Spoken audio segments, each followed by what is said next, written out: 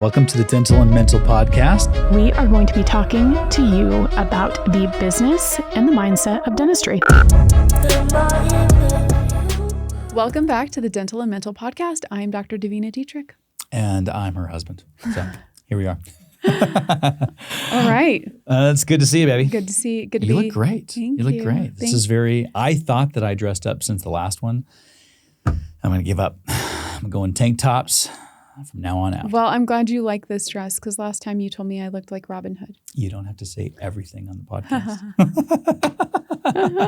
It was a different put together, guys. Okay. All right. And Yeah, she had a there were scabbard and she had a bow. All right. The boots were different too. They were like pointy. So they were giving Robin Hood. I think you asked and said, "How do I look?" And I was like, "How?"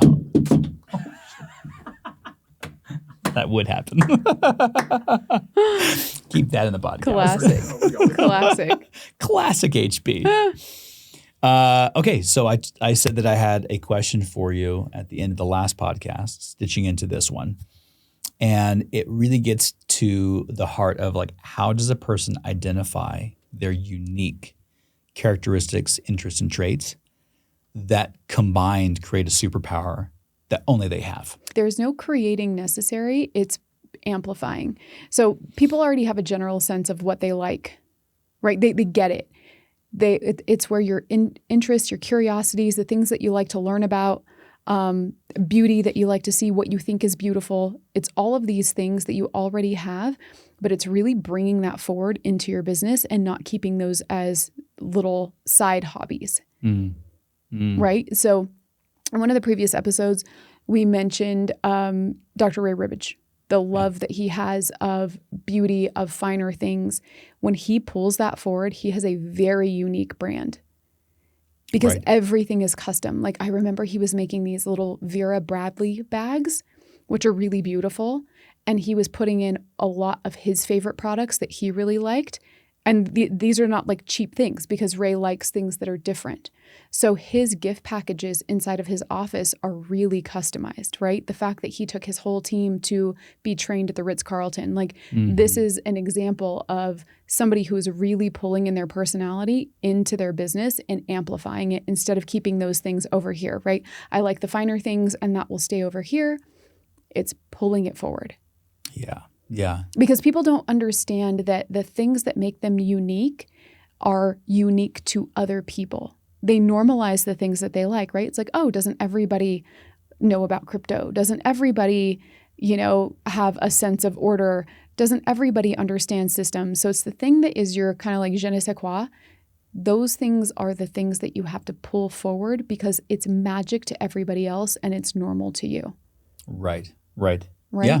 I mean, we've seen this, another place that we see it is in the dental yogis, right? Their love of yoga and body work has been combined with dentistry into Revive, dental mission trips going to the DR. So it's these things that maybe are seemingly like nothing or not connected to what you would normally perceive as dentistry. But when you pull those things forward, it's what makes your practice, everything about it, a thumbprint, one of one. I love it. I also think that you're getting at something that is what one of the Nexit docs said this past weekend, which is dentistry is the vessel, right? The natural question is a vessel to what? And so it's easy to say it's a vessel to spend more time with my family or to spend more time with my friends or to travel or to whatever else, okay? And those are all good things.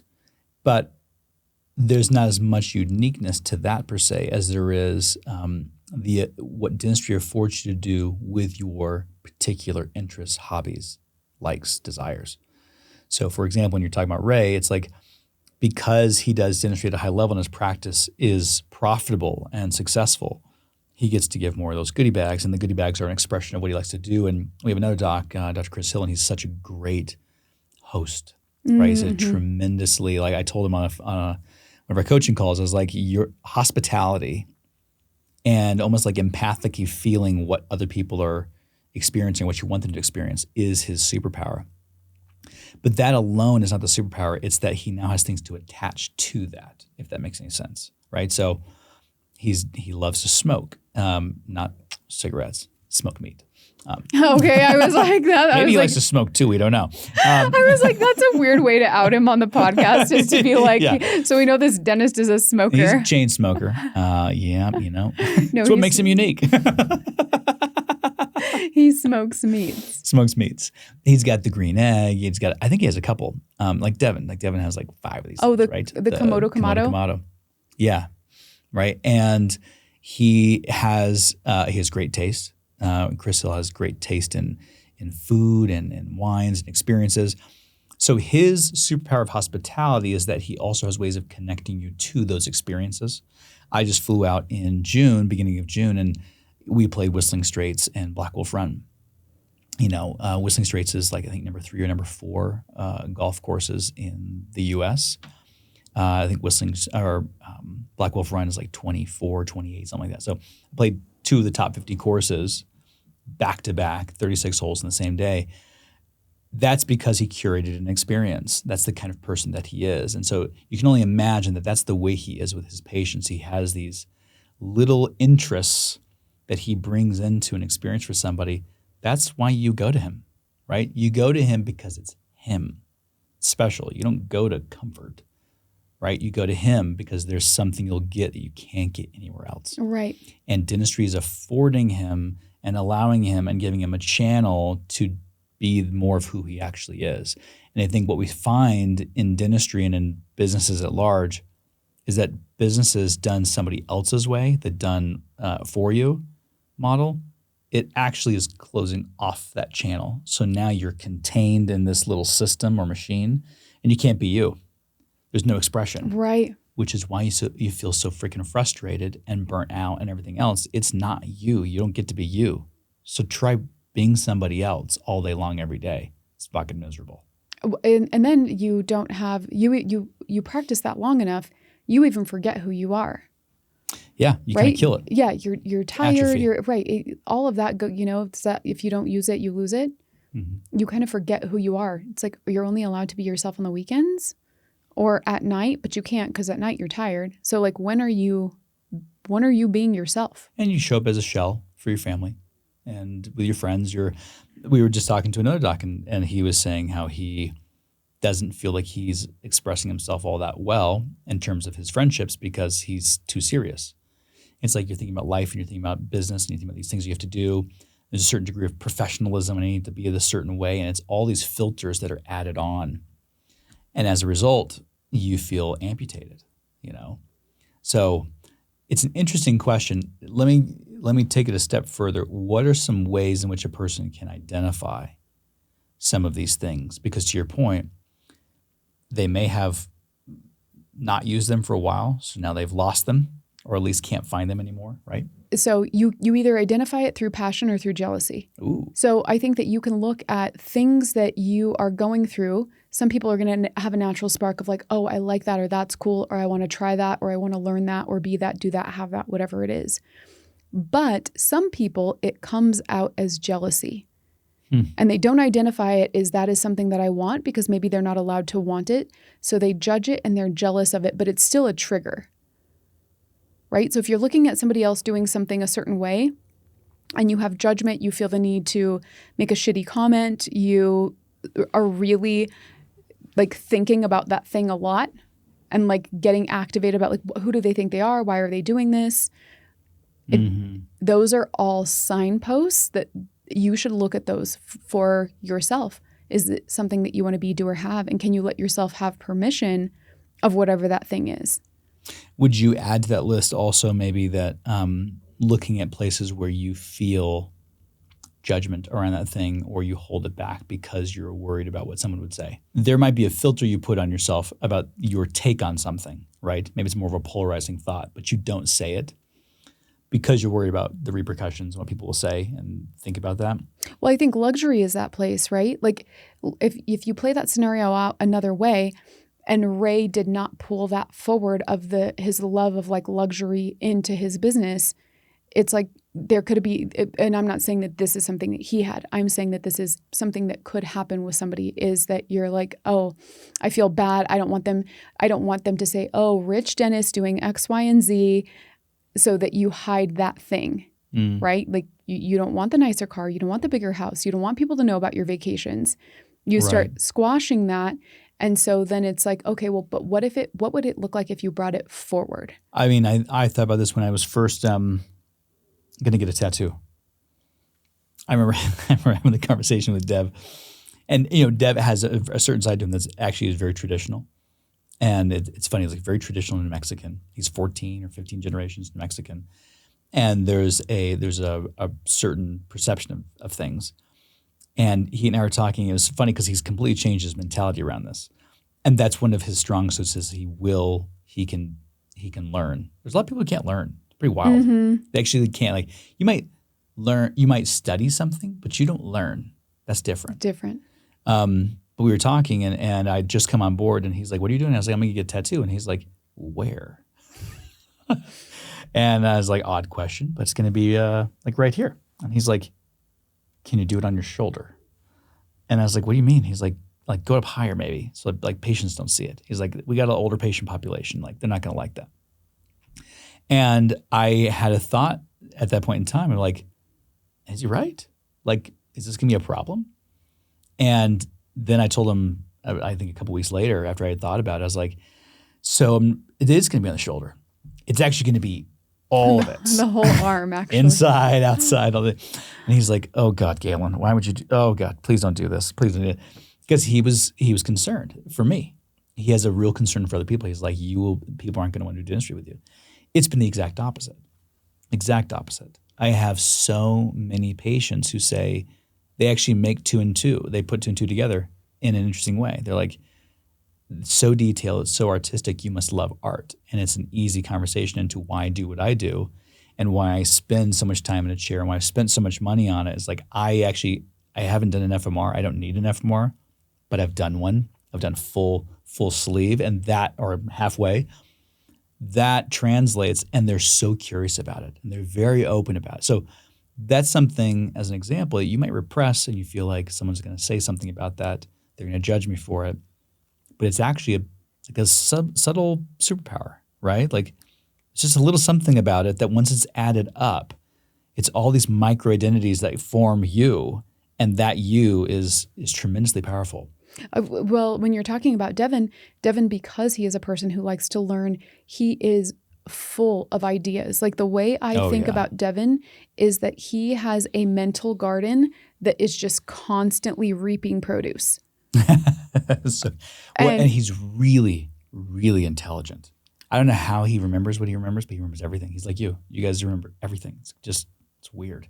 So I think that for Devin, right? So his pulling it out in the practice may not look like what we're talking about that's as overt as luxury or art.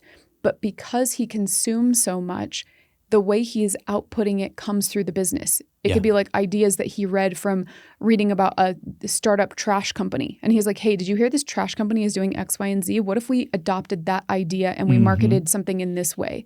And so he's constantly bringing that forward in Vita through all of his different interests and his threads and the things that he consumes. Right, They turn into these really unique ideas. There's even modalities too, that it's not just a thing, but it can be a way of the thing. So for example, you and him both, I think as part of it, you guys both consume a lot of things. Like information and threads and shows and all that. You can do that. And I'm a lot more of like a curator, like little things, and I want to go deep on that one thing, right? Because you guys do that, I actually think that you've trained your brain to move very quickly, right? Where I want to like sit down and I'm going to really process something and think about it. I'm more of the connect the dots, give me all the information, let me consider what we're really looking at, and then create a game plan.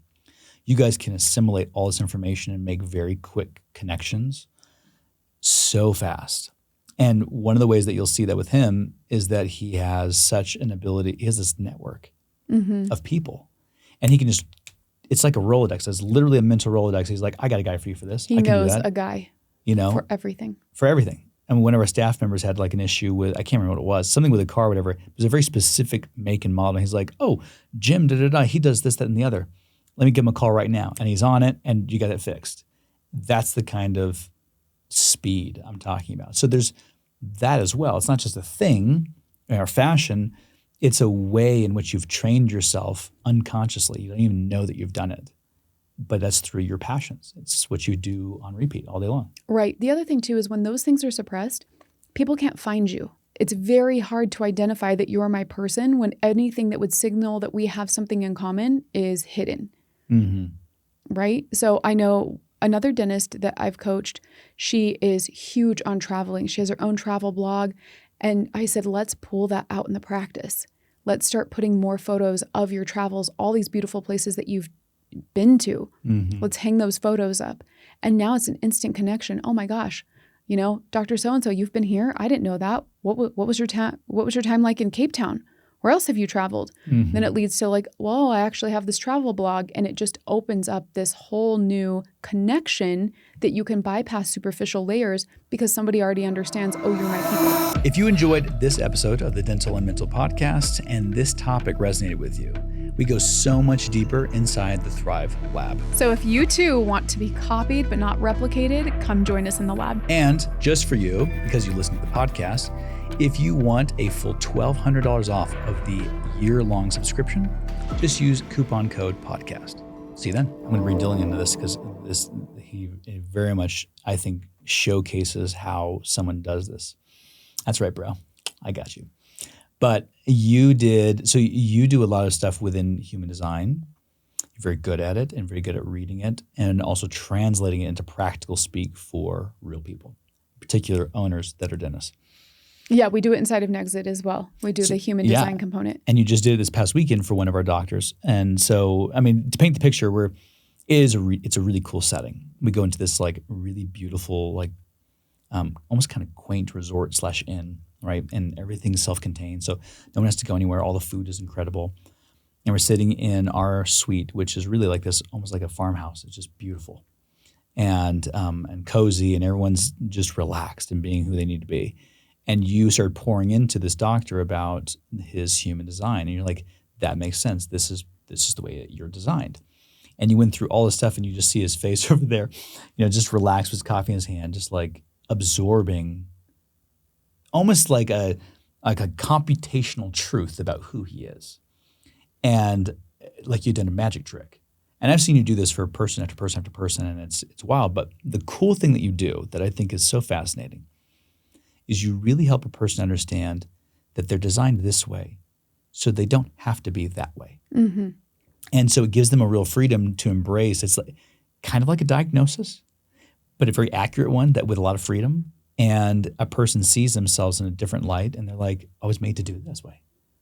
So I'm actually not that type of person. And I'm going to give an example. Dylan he's a researcher. And you see this, right? Where he'll be like, hey guys, I saw this, and this. In terms of social media marketing, he consumes a lot as well. But he has a very targeted intention in what he's trying to accomplish. And in his design, and you've kind of walked me through it, there's that part to him. He's very research-based. And then he goes and creates and produces a result from that. And I don't have that as much. Like I don't consume a lot of other people's stuff because I'm afraid of copying. And I'm like, it'll subconsciously sneak in. Right. But he doesn't do that. Like it's just not in him. Do you know what I mean? So it's not a gospel truth for everyone. And that's one of the things that we see so much in consulting and coaching and teaching in dentistry. You do it this way. This is the right way. And it's like, but everyone's different. So human design is really looking at the energetics of a person. It's not woo at all, because once I go through this with a dentist, I say, let's look at this, and then I want you to go experiment with it and tell me what the results are. So we run tests on, is this bullshit or is it for real? Right? So when we're looking at yours, you and Devin are two completely different energy types, and operating different from that actually makes each of you crazy. So if the two of you switched schedules, you would both be absolutely miserable because Devin likes variety. He can do a lot of different things and have a lot of things going, balls juggling in the air all at the same time. And that makes his day exciting and go by quick. His assistants are also the same energy type as him, which means that they enjoy the way that he works. And before we did the human design component of Vita, it's really interesting because if your assistants have to switch and go with the other doctor, they are very miserable. Well, as a quick side note, they'll stack it up to he's nice, he's not nice, or he's fast and he's not fast, right? And so it's easy to almost gloss over the differences as you need to be something, oh, I should be nice, I should be fast. So then you try to change things, not realizing that it was this all along.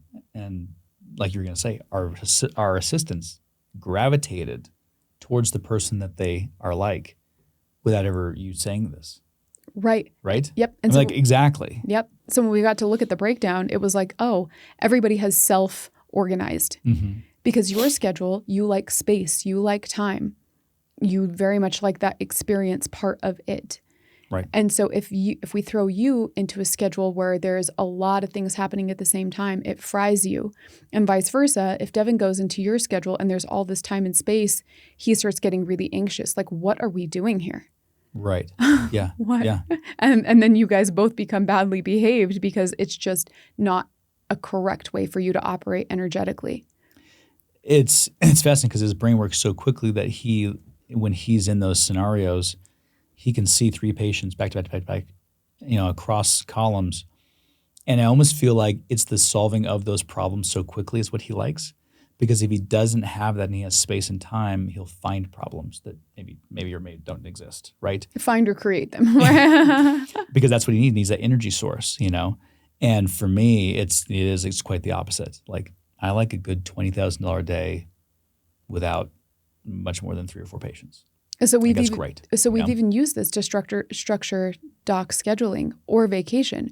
One client that I'm thinking of, she went on a road trip and she had kind of like mile markers. We had to like engineer places for her to go and have her own space. Like she very much can give, but she also needs these times, which is energetically correct for her, to have a break. Right.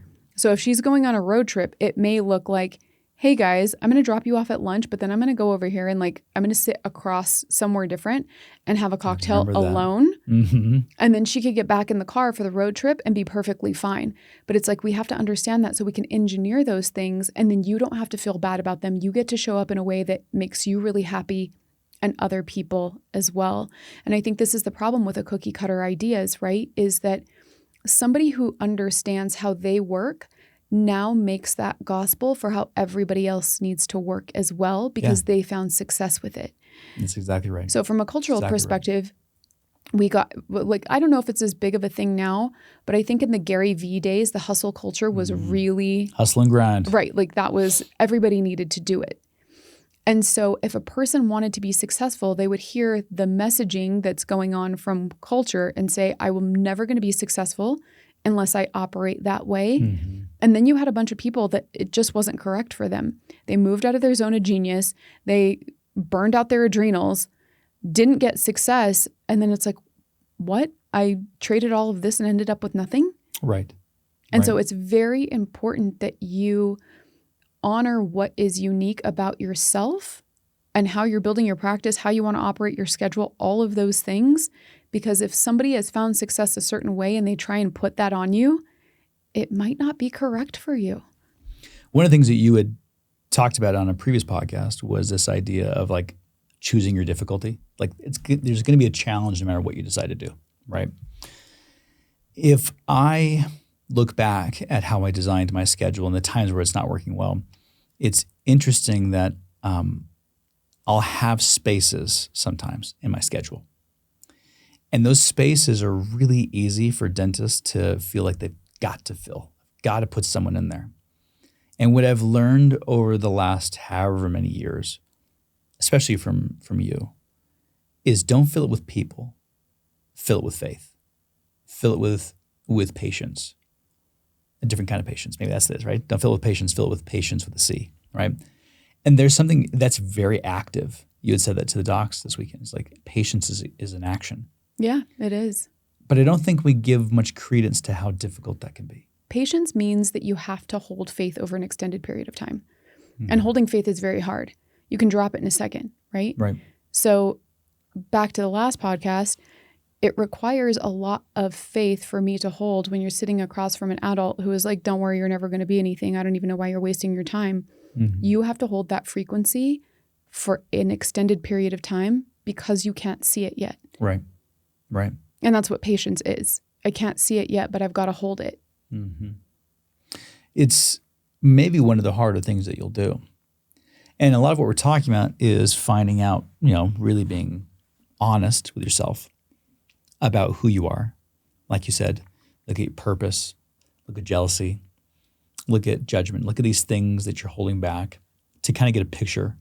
Human design helps a ton, by the way. Even that, the reason why we brought it into our business is because it was one of my side ventures. That's exactly right. Right? So it's become a major tenet. Right. So everything that you follow your curiosity and then start asking questions, how do I pull this forward? Mm-hmm. And some things not everything is meant to be pulled forward, right? Some things are just for fun, just for you. Yeah, that's true. I mean, not everything has to have a business, adjunct purpose. But I do think that in time you find a reason for everything. You can kind of see it. But yeah, it's just it's such an underwhelming exercise at first. Well, when you start to really detail like who you are and like what it is, there can be moments where you be like, I'm kind of boring, or I don't really like that about me, and you can have those moments. I have anyway. I've definitely had them, but it's fascinating to then start to have, especially with some guidance, like how. Actually, I'm gonna say that again, with a little more emphasis. I think it's really important to have guidance from people who see you for who you really are. It's really hard to see yourself accurately when you even assemble all those components and you know kind of what you're supposed to be doing. It's easy to do the DIY that now I'm gonna go build my own thing. The doctors that we just worked with would never have seen it if we didn't see it for them. You and I would not be where we are if we didn't have coaches and mentors who saw us for who we really were and said, this is what's possible, Right. I think if you want to play at a higher level, it's actually it's a necessary thing. It's an investment in you. You have to do it because otherwise you're going to spend that money. It's just like with patients. They're like, I don't think I want to do that. Okay, well, you want to just do this piecemeal, one thing at a time? Okay, well, we're going to get nowhere closer to your goal. We're going to spend the exact same amount of money and be at the same place, and you can do it all over again. But you'll have wasted time. It'll be more painful, less predictable, right? Like, choose which difficulty you want. Especially now, finding information is the easy part. So easy. Right? Finding information is easy. Finding integration is hard. Well, and even finding information is easy, but finding information that's not misinformation or disinformation or the wrong information is really hard. Right. Right? Yep. So again, you need an additional filter that way. Yep. Mm-hmm. Yeah. I mean, I'm still in a coaching relationship now. Yeah. And I get a tremendous amount of value. And we were talking about this in Nexit because one of the docs in Nexit said, maybe I didn't use you guys as a resource to the full capacity. Like maybe I could have used you more or whatever it is, but I didn't feel like I needed to because I've been getting shit done. Mm-hmm. And that's perfectly acceptable answer, right? He wasn't hiding, he was working. Yeah, it's a big difference. Right? Yeah, he wasn't hiding, he was getting to work. And so you may not need to reach out to that person all of the time. It's not like it's not therapy. It doesn't work that way. But there is something magical that happens when you're even tied to a coach because there is an energetic tie when you are with somebody and you're with them on that journey. Mm-hmm. You understand that they are holding a standard for you. We even had recently, we had a big trip, about 7 days out in California. And we went for a variety of different reasons. But originally, I was going to LA for my tattoo. Then you were going to come out with me. Then we stacked in a meeting with our IP attorney, who's been a dear friend, who's a great person. And then a couple of other meetings with dentists. And the meeting that was probably the most kind of game-changing and pivotal for you and I was a single night, and it was the last thing that was added to the itinerary. Very last thing. And so it was, I think it's fair to say, not the intention for the trip, right? Right. And yet it was probably the most needle moving. The point being, oftentimes we have our plans, we think it's this and that and the other that are going to be the biggest game changers and movers for us. But it's this very subtle thing, or that one conversation with a coach or a mentor, or that one introduction to another portion of this person's network that completely changes everything for you. It's usually not this like massive inpouring of information that changes you. It's actually a one little tiny thing or a relationship, and suddenly you're like, that's it. It's been in front of me the whole time. And I'd pay for that all day long. You don't pay for the quantity, you pay for the quality. I also hold the belief that whether I like something or not, I'm getting exactly what I needed to get out of it. So there have been things that I've done, coaches that I've worked with where I'm like, oh, that wasn't the vibe. I'll never do that again. Yeah, same. And it's easy to feel like, was that a mistake? But it never is. I just never hold the belief that something was a mistake. Whatever that happened, there was something that I was meant to get out of it. And I got exactly what I came for. I just may not know what that thing is yet. Yeah, I have one that I still don't know why, but I have several others where I'm like, I definitely understand what I got from it. I know the one that you're thinking of, that because we always talked about it. We're always like, what was the purpose of that? It seems like a huge waste time of energy and money. But maybe that was the purpose, is that for that thing, you and I had to pay an extreme amount of money, more than we had ever paid before. Yeah, at the time it was enormous. I actually don't even know how or why I said yes to that. It was an extreme amount of money, and it required a ton of travel. So it was like, not only are we putting a bunch of money in, now we're also taking time off work. We're also flying a lot. Like, it was everything. And it ended up to be kind of like a big zero, right? Yeah. Yeah. And that was a huge contribution to our $90,000 credit card that we've talked about a number of times as a young dentist. It was a big part of it was that. Right. But maybe that was part of the whole thing, is that you and I became people who would invest at that level. Who would invest at that level, but also then there's the story that comes from that. Is also the pain that comes from that, which makes you, we actually talked, so this goes back to docs who maybe have more of a safety net than others. Part of the difficulty for them is getting enough fear behind something. And I'm going to say that fear needs to be your driving force, but you need to have enough of an urgency. Urgency is the word, yeah. That's probably the better word. We got more urgency having a $90,000 credit card, right? It was like, oh shit. Now, I don't think that's the primary way most people should have it. You don't have to go into crazy debt to make moves. We told the docs, like, God will talk to you in a whisper or a shout. You get to choose which one. So pay attention when he whispers. It's a better idea. But at that point in time, I needed the shout. So maybe that's part of it too, is learning, how to do better due diligence, what you need to do in terms of kicking yourself into high gear to make moves and to make change. It's a story that helps out a lot of people, because there's people who have that debt and more, who are terrified, like, how would I ever get out of this? Yeah, I think probably a lot of reasons. Right. We also learned about emotional decision making, right? That when we made that decision, we were high on emotions. Also, we didn't know much, so we were just trying anything. Didn't think at all about what we first said, which is this the kind of life that we want? That no part of that crew was what I wanted in my life. Looking back, I'm like, I genuinely don't know why I made this decision other than emotional high. So, which also then, I'll add one more thing. That's actually a big part of Credo. A big part of our case acceptance and sales courses, and the way we talk to people is we don't want you to be emotionally high. Like, that's told a lot. That's taught a lot. Get people to make emotional decisions. And I don't really believe in that. I think that you also don't want to make logical decisions, because you never make decisions. Right. Right? Right. There's something in between. There's a belief decision. That's very different. Emotions can be bullshit. That can be you thinking you can be an astronaut. And logic will keep you in the basement. But if you have belief that's accurately viewed through who you are, that's the way I talk to my patients. Do you trust me? Do you believe in what we're doing? Do you understand what we're doing? Can we see the purpose and the benefit of what we're going to do? There's energy behind that, but there's also understanding and logic, and we fuse those two together, and now we can go do something special. Right. It's such a fun thing when you get to have these conversations of pulling more of yourself forward, of becoming, and to allow yourself to become somebody different, right? Along this journey, you get to change. I said this when you were getting your tattoo, and June was asking us about marriage. And I said, one of the privileges of being married is that I've got to see this man become so many different versions of himself.